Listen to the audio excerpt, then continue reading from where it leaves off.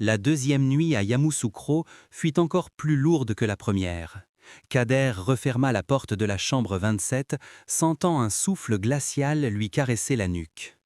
Il tenta d'ignorer cette sensation, se forçant à se convaincre que tout ce qui s'était passé la veille n'était qu'une hallucination. Mais la chambre ne le laissait pas en paix.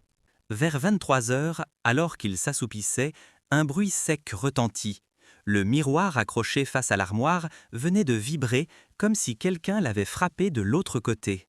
Le miroir se couvrit d'une buée lente et épaisse. Une forme se dessinait dans la brume. Un visage féminin, les yeux immenses et sombres, emplis d'une profonde détresse. Kader recula, le cœur tambourinant.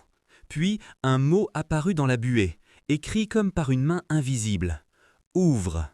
Affolé, Kader attrapa la vieille lettre trouvée sous son oreiller. Une ligne supplémentaire était apparue, écrite dans la même encre délavée. « Si tu refuses d'écouter, elle viendra. Si tu acceptes, elle montrera la vérité. » La femme du miroir réapparaissait, ses yeux fixés sur lui, comme si elle lisait ses pensées. La vérité de quoi? De qui? Kader quitta la chambre à toute vitesse pour retrouver le gardien de nuit. Cette fois, pas question de le laisser esquiver ses questions. Le vieil homme le regarda comme s'il avait attendu ce moment. Épuisé par les reproches, les cours et les nuits blanches, Hervé flancha un instant. Assis seul sur un banc, il pensa presque tout abandonner. Presque. Tous disent avoir vu la femme. Tous ont reçu des messages. Mais personne n'est revenu dire ce qu'elle voulait vraiment. Le vieil homme soupira. Parce qu'elle choisit, et on ne peut rien y changer.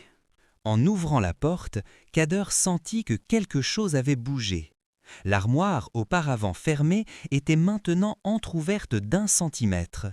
Sur le lit, un collier ancien, en perles noires et rouges, posé comme une offrande ou un avertissement. Kader hésita, s'approcha, tendant la main. Au moment où ses doigts touchèrent le collier, la porte de l'armoire s'ouvrit lentement, et derrière les vêtements, dans l'ombre la plus dense, 2 yeux identiques à ceux du miroir s'ouvrirent. La chambre 27 n'avait pas fini de parler.